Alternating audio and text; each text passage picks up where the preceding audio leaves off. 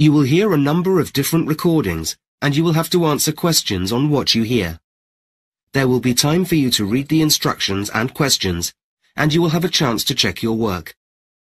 All the recordings will be played once only. The test is in 4 sections. Now look at Section 1.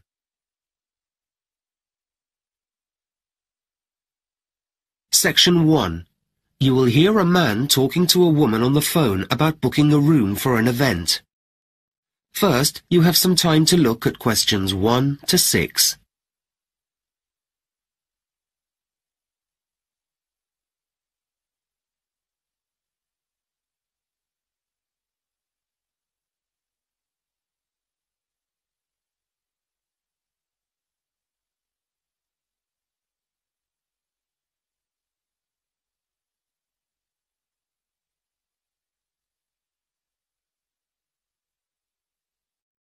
Now we shall begin.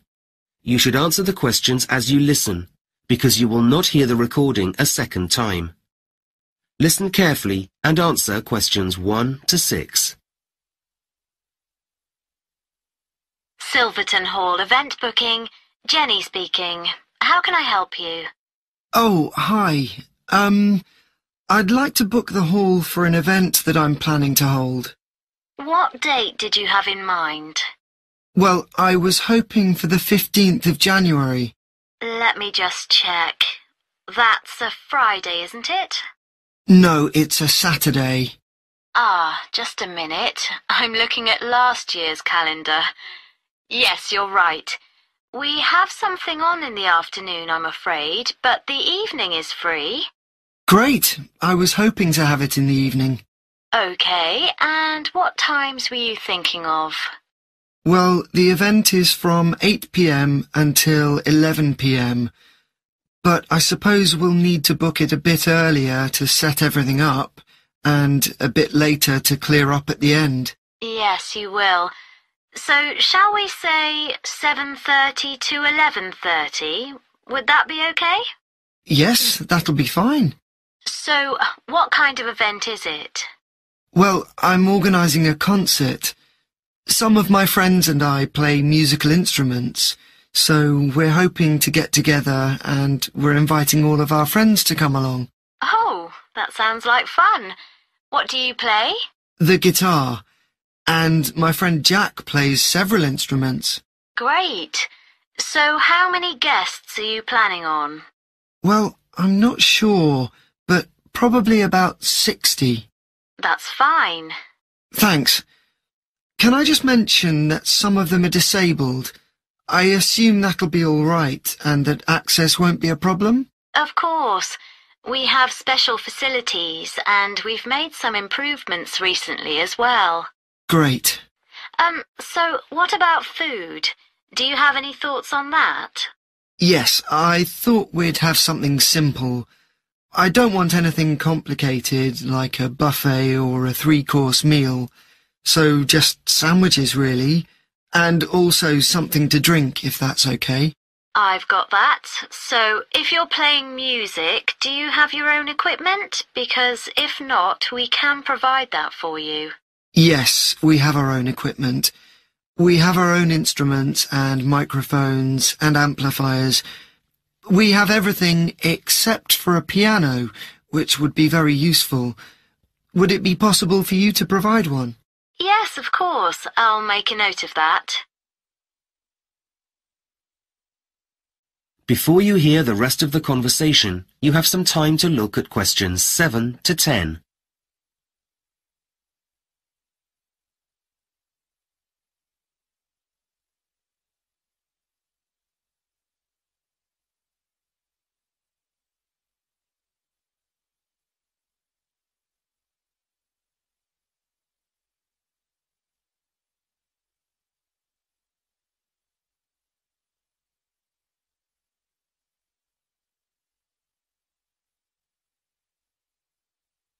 Now listen carefully and answer questions 7 to 10. Now, I don't know if you're aware, but parking has become a bit of a problem around the hall. Well, actually, it's a problem all over the centre of town. and so we do offer some transport solutions. Oh, well, we were planning on driving to the hall. I wouldn't recommend that. We do have a coach that will pick everyone up and take them home at the end of the evening. It costs a bit extra, but does work out cheaper than taking taxis. Would you be interested in that? Yes, please. And I guess that would be easier than trying to park all our cars. It certainly would. Now, I think I have all the details. Let me just add up the costs. That comes to £250, but I'll reduce it to £225 as we have a 10% discount from now until March. Well, that's great. Thank you so much. And now I just need a contact name. I guess that would be you, right? Yes, that's right. It's Rob. Okay. And your family name? It's Yasovsky. I'll spell that for you. It's Jezowski.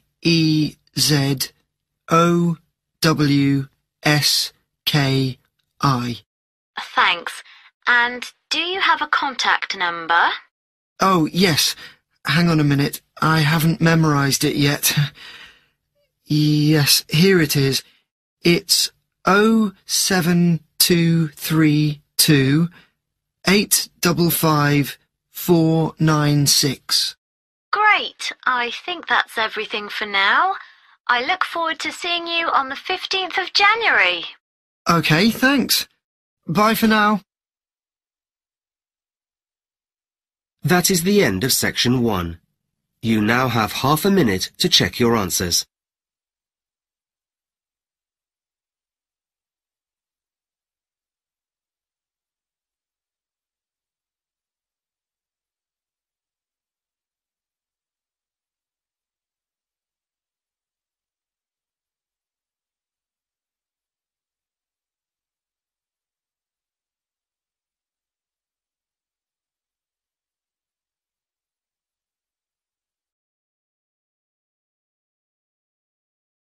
Now turn to section 2.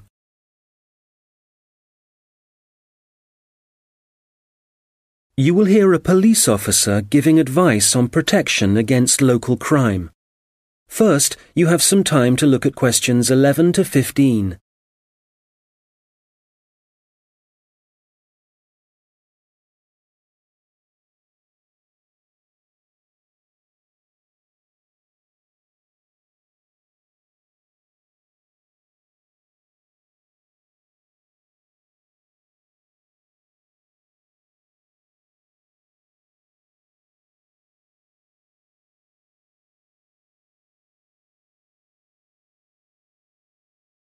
Well, good afternoon.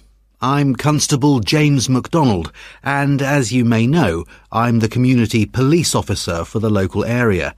That means that, as part of my job, I try to get out in the community as much as possible, talk to the people that live in this neighbourhood, people like yourselves, and make sure there's an effective level of communication between the public and the police, hence the reason for this meeting. There have been several burglaries in the area in the last few weeks, and I'd like to talk about ways you can keep your home and property safe. So I'd suggest that a good way to start is by talking to your neighbours and exchanging contact details with them. This will allow you to get in touch immediately if there's anything suspicious happening next door. Then make sure you have a good discussion about the best course of action to take in case of emergency. Make sure everyone is clear about what to do and who to call. If you plan ahead, this will prevent uncertainty and even panic should anything happen later. Another thing that I would advise you to do is always leave your radio playing, even when you go out. And if you keep your curtains closed, burglars are less likely to try and break in because they can't be sure whether someone's home or not. Now, none of us want to be in the situation where we can't get into our own home, but do take time to think where the best and safest place is to leave your spare keys. Putting them under the doormat or anywhere near the front door is just asking for trouble. You'd be surprised how many people actually do this, and it makes life really easy for burglars. All these things will help keep your community safe and will cost you nothing. However, if you are going to spend some money, what I'd recommend more than anything else is that you invest in some well-made window locks for your house. This will give you peace of mind. Before you hear the rest of the conversation, you will have some time to look at the questions 16 to 20.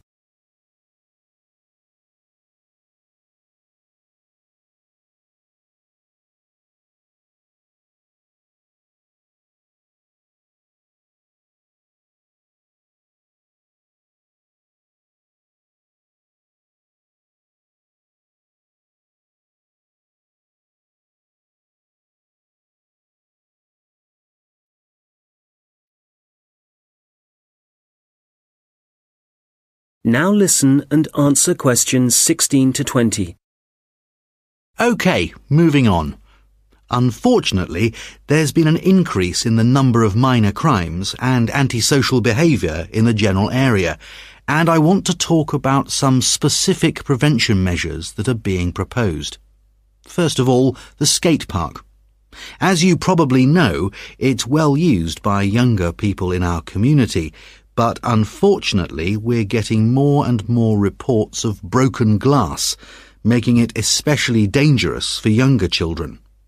One possible solution here is to get rid of some of the trees and bushes around the park, making it more visible to passers-by and vehicles. If the vandals know they're being watched, this might act as a deterrent. As you will have heard, a couple of local primary schools have also been vandalised recently, despite the presence of security guards. The schools don't have the funds for video surveillance, so we need people in the neighbourhood to call their nearest police station and report any suspicious activity immediately. Please don't hesitate to do this. I expect most of you are familiar with the problems facing Abbotsford Street. It seems that no amount of warning signs or speed cameras will slow speeding drivers down.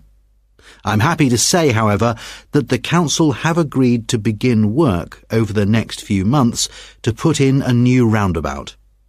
What else? Oh yes, the newsagent and the gift shop on Victoria Street were both broken into last week, and although no money was taken, the properties have suffered some serious damage. Access was gained to these shops through the small alleyway at the back of the properties. It's dark, and as you can imagine, no one saw the thief or thieves in action. So we've been advising shop owners along there about what kind of video recording equipment they can have put in. We'll then be able to get evidence of any criminal activity on film. The supermarket car park is also on our list of problem areas. We've talked to the supermarket managers and council authorities, and we've advised them to get graffiti cleaned off immediately and get the smashed lights replaced. If you don't deal with this sort of thing at once, there's a strong possibility that the activity will increase and spread, and then it becomes... That is the end of section 2. You now have half a minute to check your answers.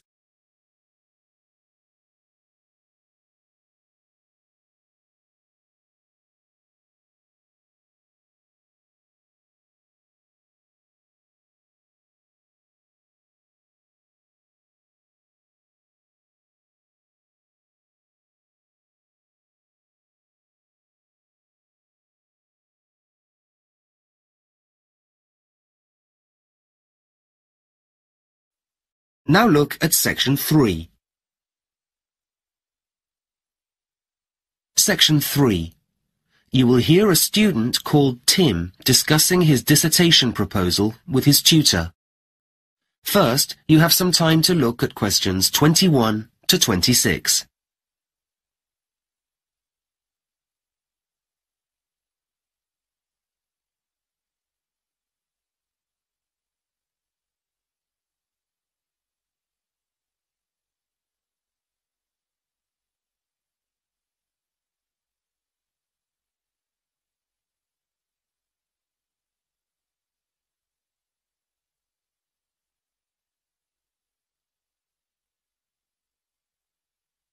Now listen carefully and answer questions 21 to 26.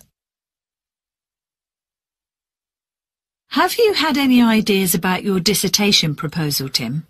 I'm definitely doing something about saving dying languages, languages that are in danger of becoming extinct. Sounds like an interesting idea. How are you going to focus your project? Well, my grandmother's first language is spoken by only a handful of people now, so I'd like to record an interview with her that can be kept in an archive, which she was really keen to do when I asked her about it. I know there are linguists already working on recording dying languages, and when we focused on that in class, I realised I wanted to do something for my grandmother's heritage. I wanted to discuss with you how to go about it. You'd have to think carefully about what to include, of course. Something about the impact of technology, perhaps. You mean the fact that technology allows people to communicate at the click of a mouse across the world, so it contributes to languages becoming endangered? Mm-hmm. I know this has resulted in lots of languages disappearing because people use international languages like English to communicate instead of their own. That's why it's important to make an effort to conserve them. So, in your introduction, you could talk about the negative impact of globalization on minority languages. Right, I'll mention that. And the media's had an enormous impact. Schools teach in the standard languages of a country rather than minority ones. That means young people lose the language skills of earlier generations because they aren't exposed to them as they would have been in the past. I'll definitely put that in. Good idea. I mean, take me for instance. I'm not a fluent speaker of my grandmother's first language, so most of the time we speak in English. Well, exactly. And then what are you going to say about how we can actually save dying languages? Well, I realise that there are organisations working to conserve them by creating libraries of audio and video material that document and conserve languages for future generations. That's what I'd like to contribute to, though I doubt whether it's possible to save my grandmother's language. There are so few people who speak it, I can't see why anyone would try to revive it. I don't think it's going to become anyone's first language again. Though if I do this, at least there will be a record of it. And it may be that recording minority languages can save some of them from dying out. I don't get how, if no one's learning them as their first language. Well, the data that's collected isn't just stored away and forgotten about until someone rediscovers it in the future. It can be used to develop teaching materials within communities, so local children have learning tools they've never had access to before. You know, they can listen to and see these languages written down. Oh, right. I've also heard something about recording oral literature. What does that mean? Is it to do with how languages and culture are bound together? Exactly. Team members from the organisations we're talking about travel to remote communities and record their stories, rituals, songs. So it's not just language that's conserved. I see. It's like some of the traditions in my family that have come from my grandmother's community. It's important to me to keep those alive too. Hopefully I'll have my own grandchildren to pass them down to. And even if my grandmother's language itself doesn't survive, then at least some of the history and culture will. Before you hear the rest of the conversation, you have some time to look at questions 27 to 30.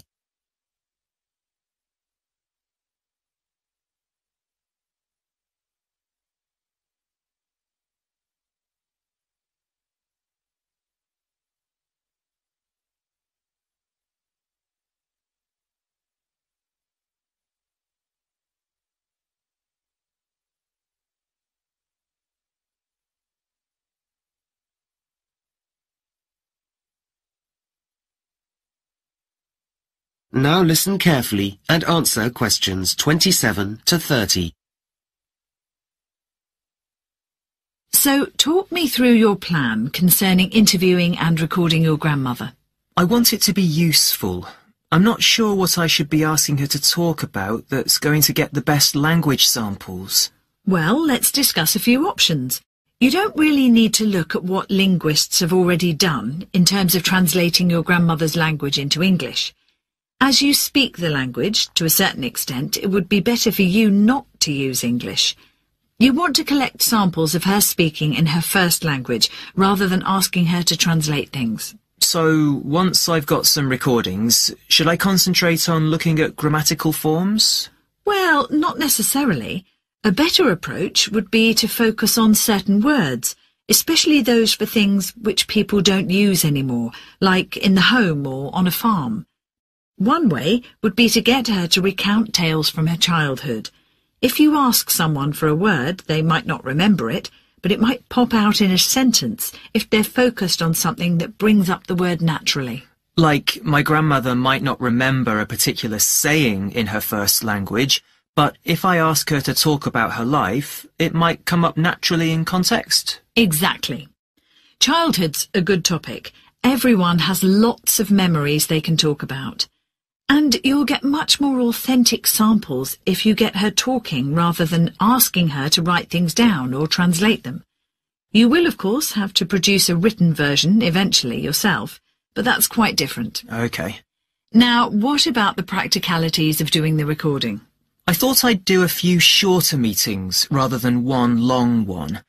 I read something about that giving me some time to think about what we've spoken about, and then I'll have a chance to clarify stuff afterwards.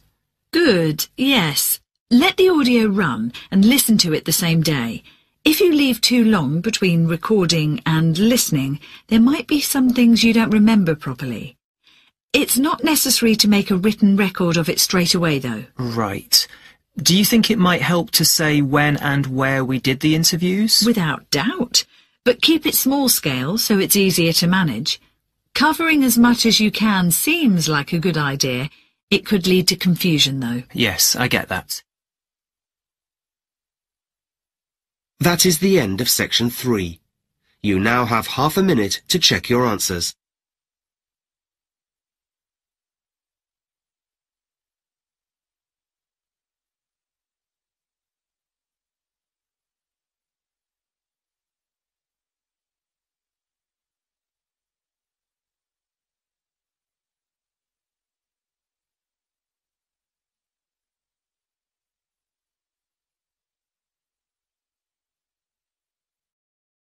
Now turn to section 4.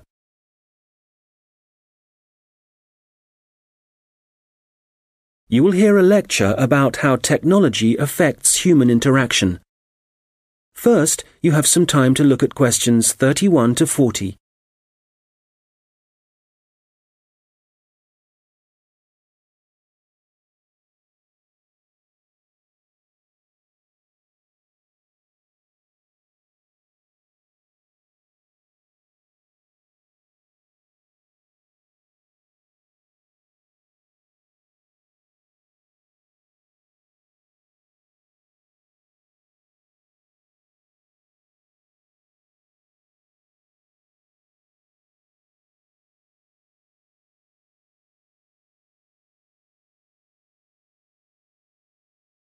Good morning. Today, we're thinking about the way that technology is influencing our social structures and the way we interact with one another. Humans, as we know, have always lived in groups. Without this arrangement, our species would have died out long ago. But now, the way we see and define our group is changing. I'd like to start by mentioning the research of American sociologist Mark Granovetter in 1973. It was Granovetter who first coined the term weak ties, which he used to refer to people's loose acquaintances. In other words, friends of friends. His research showed that weak ties had a significant effect on the behavior and choices of populations, and this influence was something highly important in the fields of information science and politics, and as you can imagine, marketing also.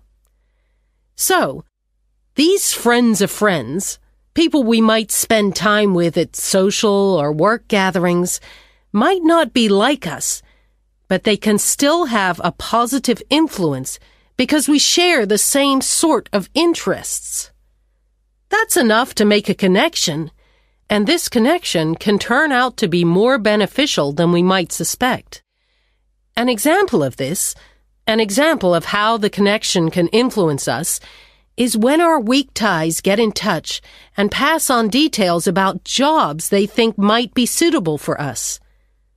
Well, since Granovetter first came up with this theory, his work has been cited in over 19,000 papers.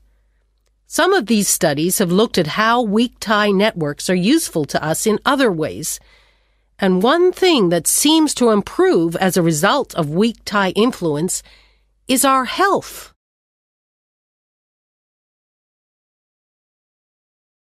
Today, our number of weak tie acquaintances has exploded due to the Internet, to the phenomenon of online social networking.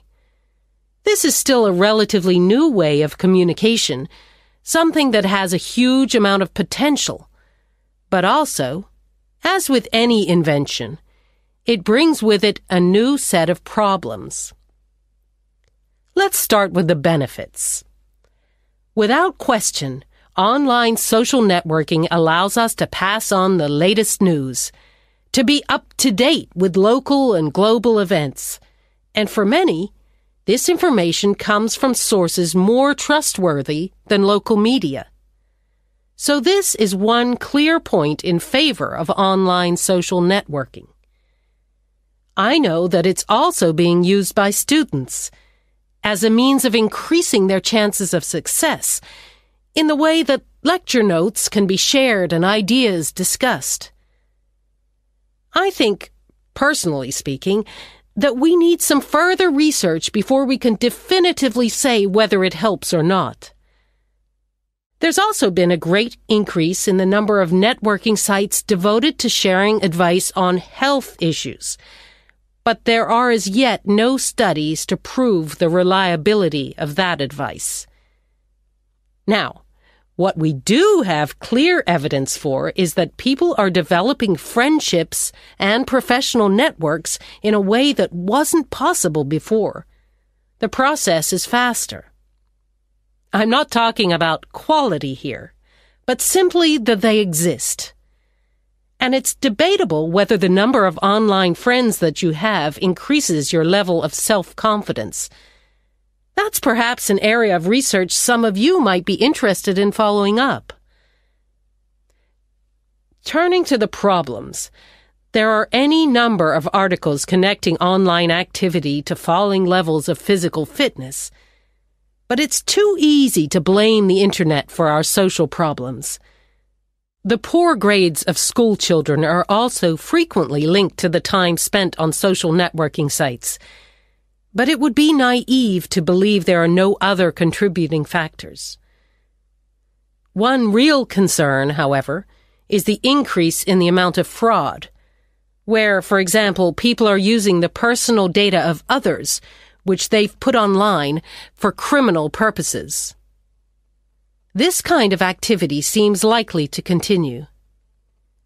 And then, certainly for employers, online social networking sites have provided a great time-wasting opportunity, reducing productivity like never before, and I doubt they can put a stop to this habit, no matter what restrictions are in place. We'll come back to these issues in a minute, but I'd like to say something about the theories of Robin Dunbar, an anthropologist at Oxford University. Dunbar has found that the human brain has evolved in a way that means we can only give real attention to a particular number of people. 150, apparently. So, for example, if the number of friends on your online network is greater than that, according to Dunbar, this would imply the relationships are only superficial. Dunbar is not against online relationships, but he maintains that face-to-face interaction is essential for the initial creation of true friendship and connections. He's concerned that for young people, if their only experience of forming relationships is online, This doesn't allow them to form the ability or acquire the strategies for maintaining relationships. For example, in situations where negotiation or diplomacy is required, or where it's essential for